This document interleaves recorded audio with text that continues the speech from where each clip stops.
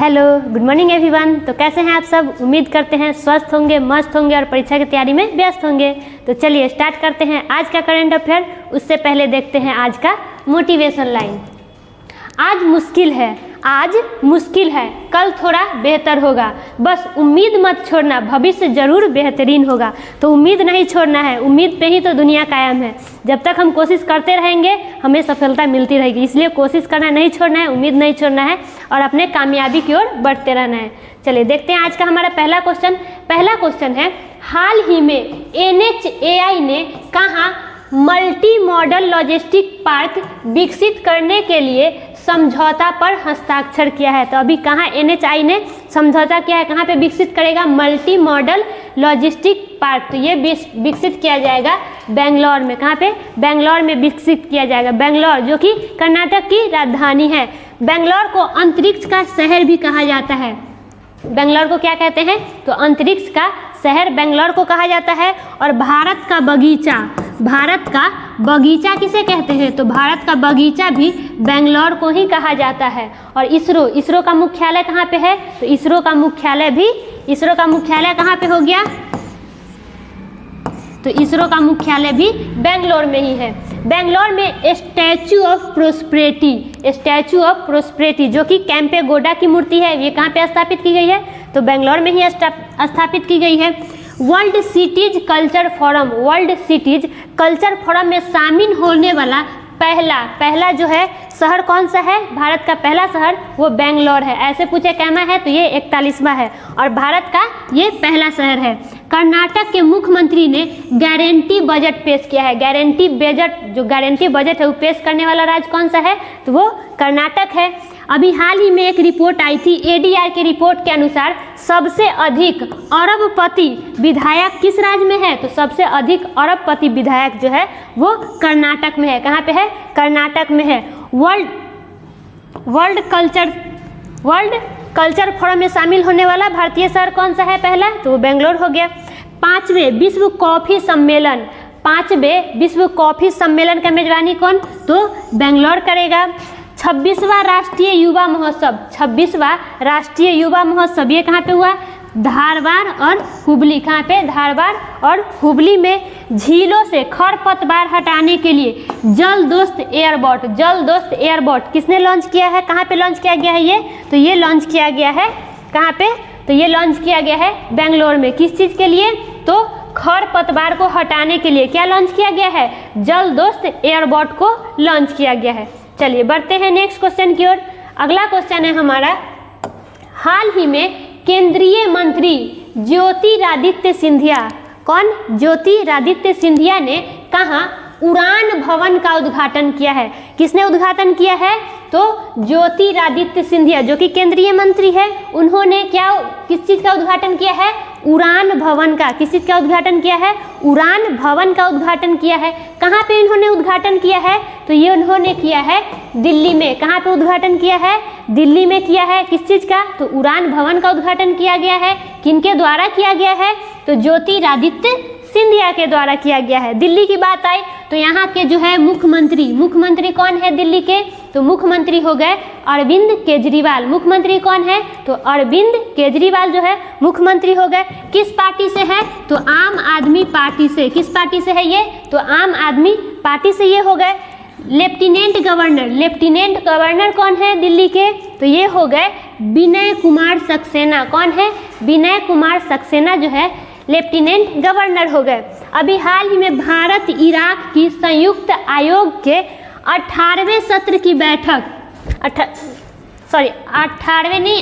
8वें सत्र की बैठक ये कहाँ पे आयोजित हुई है? तो ये नई दिल्ली में हुई है। कहाँ पे हुई है? नई दिल्ली में हुई है। अभी उपराष्ट्रपति के द्वारा राष्ट्रीय जल पुरस्कार 2022 का आयोजन कहाँ पे किया गया था? तो ये किया गया था नई दिल्ली में। राष्ट्रीय जल पुरस्कार 2022 का आयोजन किसके द्वारा किया गया था? उपराष्ट्रपति। अच्छा, उपराष्ट्रपति कौन है? तो उपराष्ट्रपति हमारे जगदीप धनखड़। कौन है? जगदीप धनखड़ जो है उपराष्ट्रपति है, जिनके द्वारा राष्ट्रीय जल पुरस्कार 2022 का आयोजन नई दिल्ली में किया गया था। राष्ट्रीय प्रशिक्षण सम्मेलन का उद्घाटन कहाँ पे किया गया था? तो ये किया गया था दिल्ली में। अंतर्राष्ट्रीय सौर गठबंधन की 8वीं बैठक ये कहाँ पे हुई थी? तो अंतर्राष्ट्रीय सौर गठबंधन की 8वीं बैठक जो हुई है ये नई दिल्ली में हुई है। और 2023-24 में हिंदू अध्ययन शुरू करने वाला कौन सा विश्वविद्यालय है? तो वो है दिल्ली विश्वविद्यालय। हिंदू अध्ययन 2023-24 में शुरू करने वाला विश्वविद्यालय कौन सा हो गया? तो ये दिल्ली विश्वविद्यालय हो गया। चलिए बढ़ते हैं नेक्स्ट क्वेश्चन की ओर। हमारा अगला क्वेश्चन है, हाल ही में कहाँ स्थित होयसल मंदिर समूह को यूनेस्को में विश्व धरोहर सूची में शामिल किया गया है? तो अभी हाल ही में यूनेस्को की विश्व धरोहर समूह में क्या शामिल किया गया है? होयसल मंदिर समूह को शामिल किया गया है। होयसल मंदिर जो मंदिर समूह है ये कहाँ पे है? होयसल मंदिर कहाँ पे है? तो ये है कर्नाटक में। कहाँ पे है? तो कर्नाटक में है। तो होयसल मंदिर समूह को शामिल किया गया है यूनेस्को में। कौन कौन सा मंदिर है? तो बेलूर की मंदिर है होयसल, हैलेबीड और सोमनाथपुरा। ये यहाँ की जो होयसल मंदिर है इसको विश्व विरासत सूची में शामिल किया गया है यूनेस्को में। यूनेस्को जिसका फुल फॉर्म क्या होगा?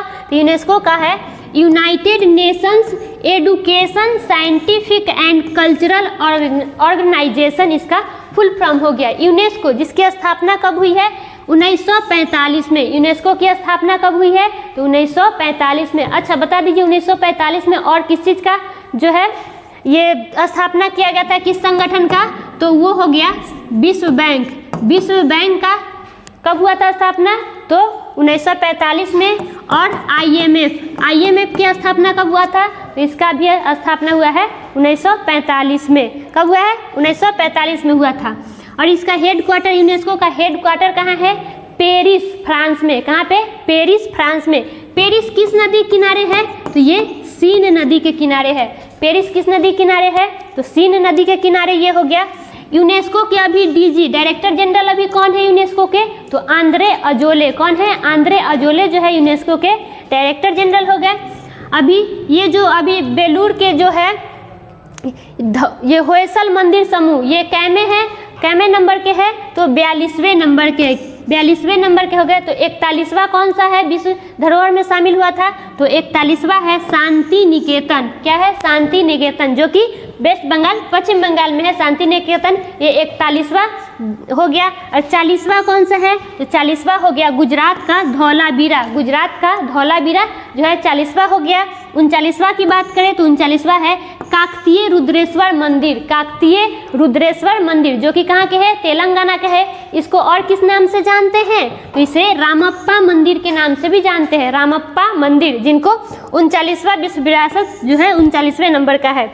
अच्छा, 2 शहर जिसको विश्व विरासत में शामिल किया गया था, वो 2 शहर कौन सा है? तो पहला है अहमदाबाद, जिसको कब शामिल किया गया था? 2017 में। अहमदाबाद को कब किया गया था? 2017 में किया गया था। और जयपुर, जिसको पिंक सिटी के नाम से भी जाना जाता है, गुलाबी शहर, इसको भी शामिल किया गया है कब? तो 2019 में। जयपुर को कब किया गया है? 2019 में। दूसरा शहर जयपुर हो गया और पहला शहर कौन सा है? अहमदाबाद हो गया। चलिए बढ़ते हैं नेक्स्ट क्वेश्चन की ओर। नेक्स्ट क्वेश्चन है हमारा, हाल ही में ईरान और किस देश, हाल ही में ईरान और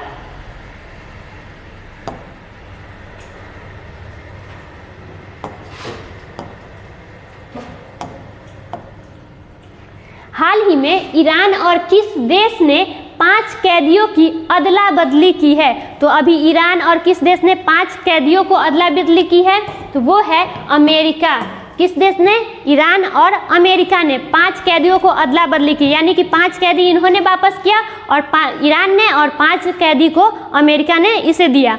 तो अमेरिकी 5 कैदी को ईरान वापस किया और ईरानी 5 कैदी को अमेरिका वापस किया।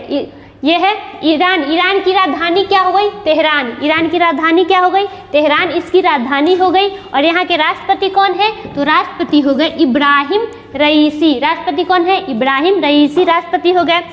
ईरान की गुप्तचर संस्था, ईरान की जो गुप्तचर संस्था है उसे क्या कहा जाता है? सावाक। ईरान की गुप्तचर संस्था है उसे क्या कहा जाता है? सावाक कहा जाता है। यहाँ के संसद को क्या कहते हैं?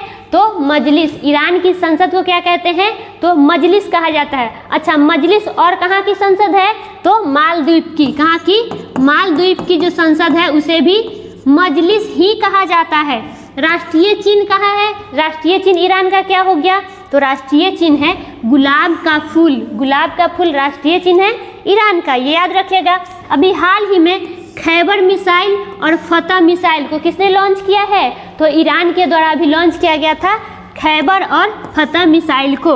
अभी एससीओ का नवीनतम देश कौन सा बना है? तो वो ईरान है। क्या में 9वें नंबर का एससीओ का 9वां सदस्य कौन बना है? तो ये ईरान बना है, याद रखिएगा। Hypersonic ballistic missile typhoon, typhoon का सफल परीक्षण किसने किया है? तो ईरान के द्वारा किया गया है। अब चलिए अब अमेरिका का थोड़ा देख लेते हैं। अमेरिका जिसकी राजधानी क्या हो गई? Washington DC. क्या है? वाशिंगटन डीसी अमेरिका की राजधानी हो गई, जो कि किस नदी किनारे है? पोटोमैक नदी किनारे। किस नदी किनारे? पोटोमैक नदी के किनारे हो गया। राष्ट्रपति की बात करें, अमेरिका के राष्ट्रपति कौन है? तो जो बाइडन। अमेरिका के राष्ट्रपति कौन है? जो बाइडन राष्ट्रपति हो गए। और उपराष्ट्रपति की बात करें तो कमला हैरिस। उपराष्ट्रपति कौन है? कमला हैरिस जो है अमेरिका के उपराष्ट्रपति हो गए। मृतक घाटी कैलिफोर्निया में स्थित है। ये मृतक घाटी कहाँ पे है? तो अमेरिका के कैलिफोर्निया में स्थित है।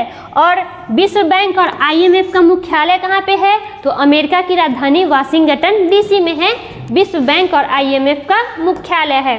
चलिए नेक्स्ट क्वेश्चन को देखते हैं।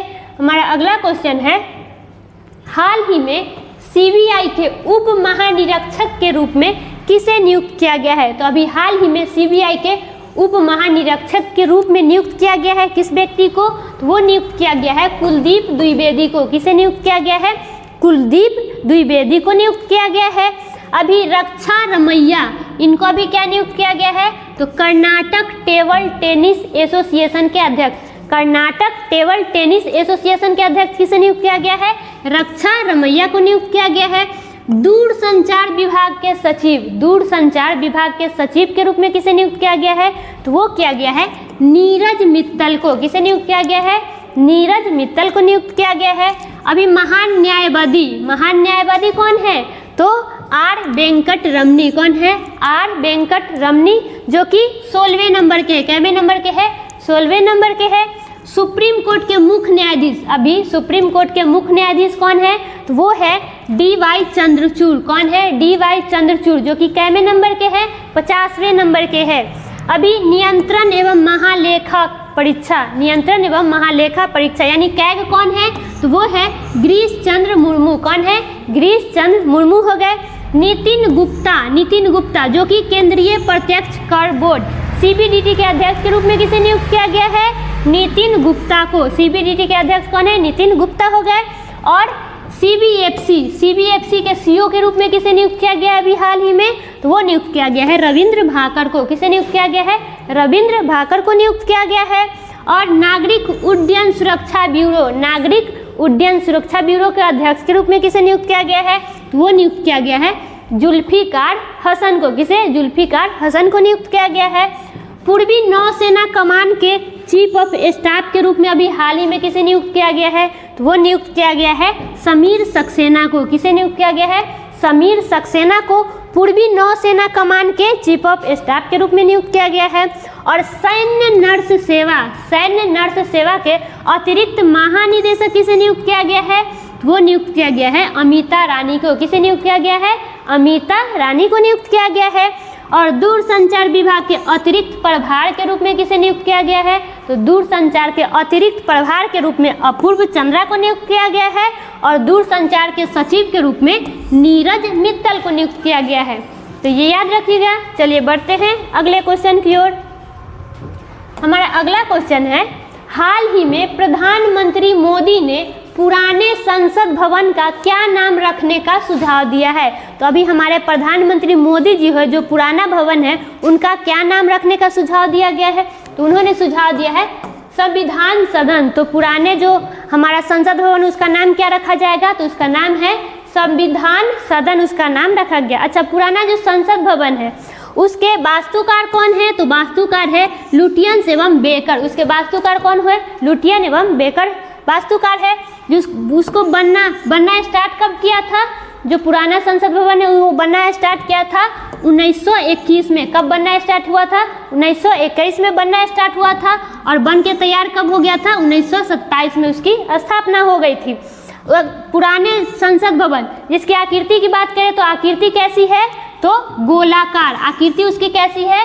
गोलाकार, और नया संसद भवन है, नया संसद भवन, उसको उसकी आकृति कैसा है, तो उसकी आकृति है त्रिभुजाकार। क्या है, तो त्रिभुजाकार जो है नई जो संसद भवन है उसकी आकृति है। अच्छा, नई संसद भवन की उद्घाटन, जो उद्घाटन है किसके जयंती पे किया गया था, तो वीर सावरकर। किसकी, तो वीर सावरकर, वीर सावरकर की जयंती पे इसका उद्घाटन किया गया था। अच्छा, इसमें बता दीजिए जो नया संसद भवन है उसमें लोकसभा सीट कितनी है, तो लोकसभा की सीट हो गई 888। लोकसभा की सीट कितनी है, 888 हो गई। और राज्यसभा की सीट कितनी है, तो राज्यसभा की सीट हो गई 384। राज्यसभा की सीट कितनी है, 384 हो गई। और टोटल कितना है, तो टोटल है 1272। टोटल कितने सीटें हैं, तो 1272 टोटल सीट है। अच्छा, इसके नया संसद भवन है उसकी जो है वास्तुकार उसके कौन है, तो उसके वास्तुकार हो गए विमल। नया संसद भवन के वास्तुकार कौन है, तो इसके नया संसद भवन के वास्तुकार है विमल हसमुख। कौन है, विमल हसमुख, जो नए संसद भवन है उसके वास्तुकार हो गए। ठीक है, तो चलिए बढ़ते हैं नेक्स्ट क्वेश्चन की ओर। हमारा अगला क्वेश्चन देखते हैं। अच्छा, बता दीजिए लोकसभा जिसका प्रतीक चिन्ह क्या है, नया जो संसद भवन है उसका लोकसभा का प्रतीक चिन्ह क्या है, तो लोकसभा का प्रतीक चिन्ह हो गया मोर। और राज्यसभा के प्रतीक चिन्ह की बात करें तो राज्यसभा के जो प्रतीक चिन्ह है वो क्या हो गया, तो राज्यसभा का प्रतीक चिन्ह है कमल का फूल। क्या है, कमल का फूल, ये राज्यसभा का प्रतीक चिन्ह है। चलिए देखते हैं अपना नेक्स्ट क्वेश्चन।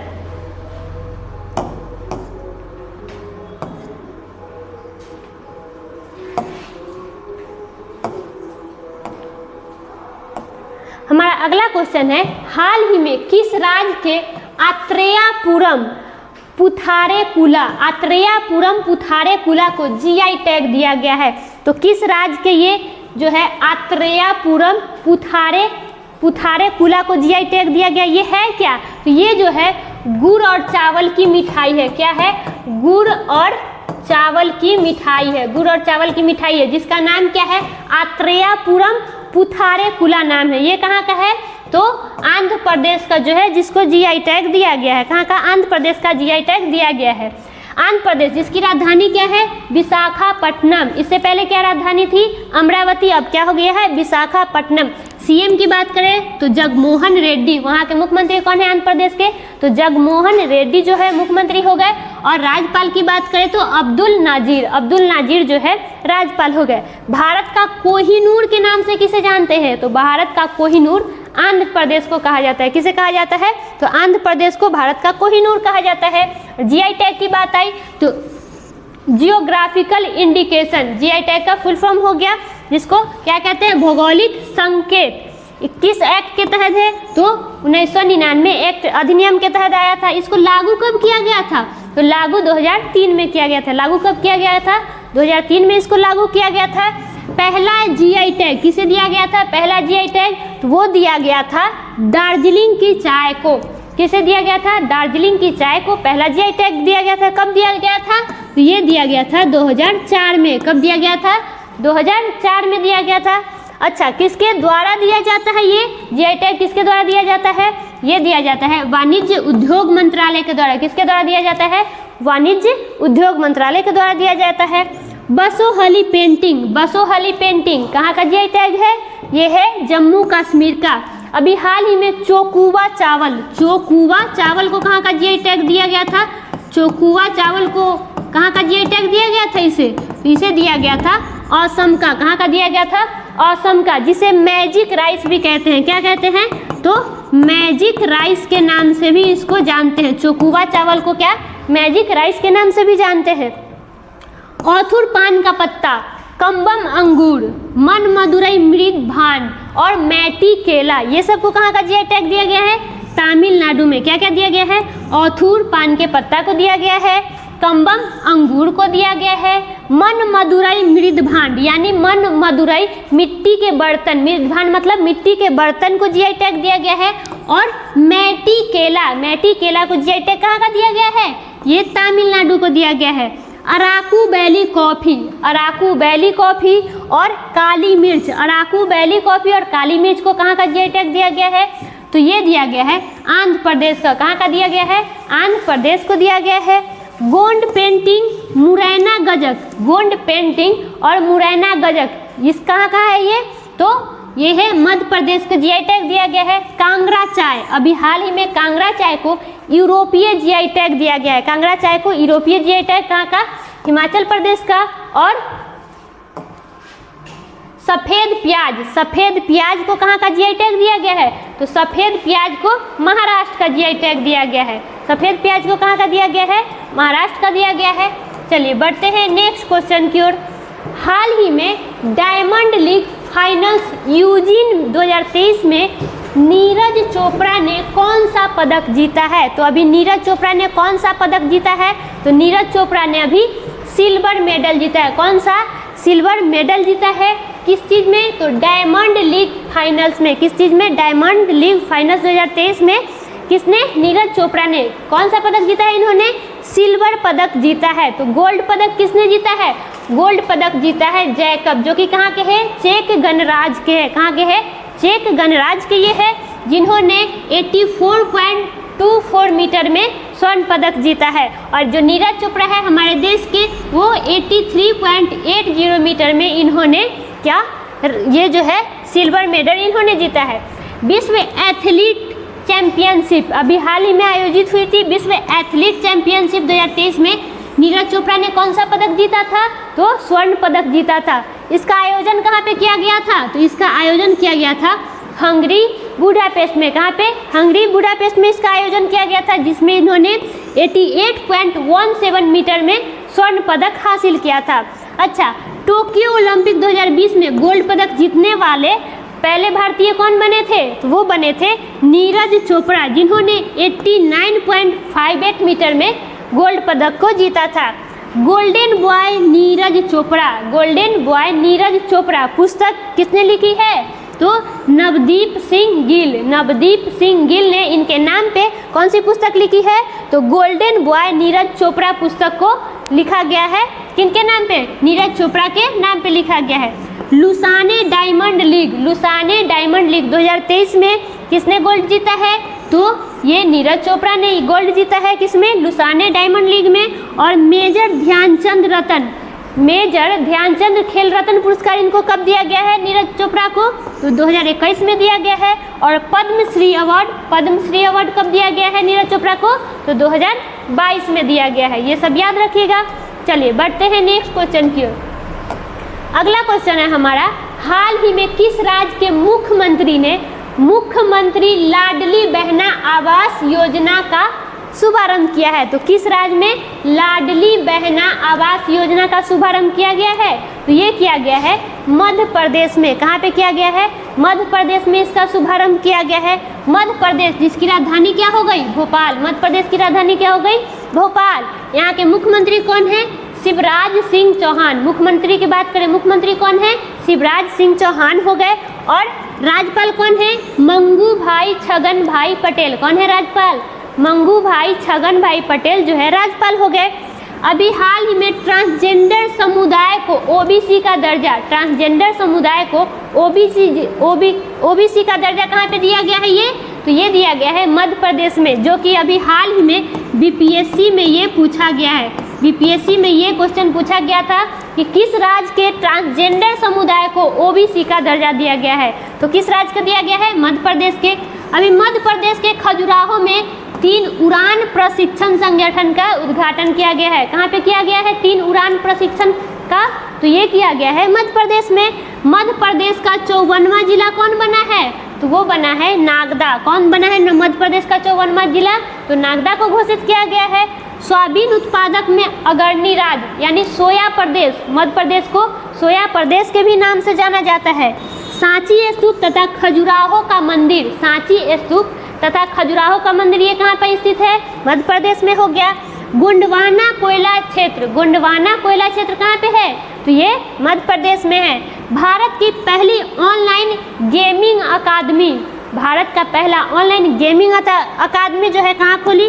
तो ये मध्य प्रदेश में। कहाँ पे? मध्य प्रदेश में। चलिए देखते हैं आज का लास्ट क्वेश्चन हमारा।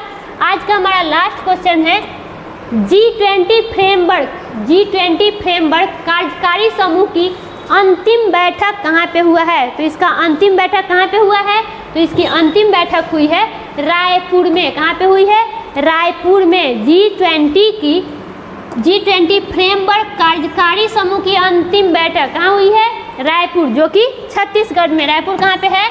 तो छत्तीसगढ़ में है। G20 जिसकी स्थापना कब हुई है? 1999 में। G20 अब G20 नहीं, G21 हो गया है। एक नया संगठन इसमें शामिल हो गया है। वो कौन सा शामिल हो गया है? तो अफ्रीकी संघ। कौन सा शामिल हो गया है? अफ्रीकी संघ। अफ्रीकी संघ शामिल इसमें हो गया है। तो G20 में कितने देश है? 19 देश और दो संगठन शामिल हो गया है। एक है यूरोपीय संघ जिसका मुख्यालय कहाँ है? Brussels, Belgium. कहाँ पे? ब्रुसेल्स, बेल्जियम जो है यूरोपीय संघ का मुख्यालय है। यूरोपीय संघ जिसमें कितने देश शामिल हैं? इसमें 27 देश शामिल है। कितना देश शामिल है? 27 देश। और अफ्रीकी संघ जिसका मुख्यालय क्या हो गया? अदिस अबाबा। क्या है? अदिस अबाबा इसका मुख्यालय हो गया, जो कि इथोपिया में। कहाँ पे? इथोपिया की राजधानी है। अफ्रीकी संघ जिसमें कितने देश शामिल है? इसमें शामिल है 55 देश। कितने देश शामिल है? 55 देश। अफ्रीकी संघ जिसकी स्थापना कब हुई है? तो 1963 में। इसकी स्थापना कब हुई है? 1963 में अफ्रीकी संघ की स्थापना हुई है। G20 जिसका 2023 में मेजबान कौन था? तो हमारा भारत देश था मेजबानी। और इसकी थीम की बात करें, थीम क्या है? वसुधैव कुटुंबकम। थीम क्या है? वसुधैव कुटुंबकम। और one earth one family one future. One earth one family one future जो है इसका थीम है। अच्छा, 2023 में तो भारत शामिल है। 2022 में कौन था इसका मेजबानी? तो कौन देश कर रहा था? इंडोनेशिया। कौन कर रहा था? इंडोनेशिया कर रहा था। 2023 में हमारा देश भारत कर रहा है इसका मेजबानी। और 2024 में कौन करेगा? तो 2024 में ब्राज़ील करेगा। कौन करेगा? ब्राज़ील। इसे क्या कहते हैं? ये तीनों देश को ट्राइका कहा जाता है। क्या कहते हैं? ट्राइका। जो फ्यूचर में किया मेजबानी, अभी वर्तमान में कर रहा है और आगे करने वाला है, इसको क्या कहते हैं? ट्राइका कहा जाता है। अभी G20 पर्यावरण और जलवायु स्थिरता कार्य समूह की बैठक कहाँ पे हुई थी? तो इसकी चौथी बैठक चेन्नई में आयोजित हुई थी। कहाँ पे हुई थी? चेन्नई में आयोजित हुई थी। G20 सांस्कृतिक समूह की तीसरी बैठक कहाँ पे हुई थी? तो तीसरी बैठक हम्पी में हुई थी। अच्छा, हम्पी से याद रखिएगा यूनेस्को में ये शामिल है। यूनेस्को में क्या हम्पी शामिल है? तो हम्पी जो कि कर्नाटक में, ये भी यूनेस्को में विश्व विरासत में शामिल है। कर्नाटक का और कौन कौन सा शामिल है? तो हम्पी हो गया और पश्चिमी घाट भी जो है यूनेस्को में शामिल है। तो G20 सांस्कृतिक समूह की तीसरी बैठक हम्पी में हुई थी, जो कि कर्नाटक में है। पहली बैठक खजुराहो में हुई थी, जो कि मध्य प्रदेश में है। और दूसरी बैठक कहाँ पे हुई थी? दूसरी बैठक उड़ीसा के भुवनेश्वर में हुई थी। G20 रोजगार समूह की पहली बैठक कहाँ पे हुई थी? तो G20 की रोजगार समूह की पहली बैठक जोधपुर में हुई थी। और G20 पर्यटन समूह की तीसरी बैठक पूछे तो तीसरी बैठक कहाँ पे हुई थी? ये हुई थी श्रीनगर में। G20 आपदा जोखिम न्यूनीकरण की तीसरी बैठक ये कहाँ पे हुई थी? तो ये हुई थी चेन्नई, तमिलनाडु की चेन्नई में इसकी बैठक हुई थी। तो आज के लिए इतना ही, फिर मिलते हैं नेक्स्ट वीडियो में। वीडियो कैसा लगा? अगर अच्छा लगा तो वीडियो को लाइक कीजिए और अपने दोस्तों में शेयर कीजिए। धन्यवाद।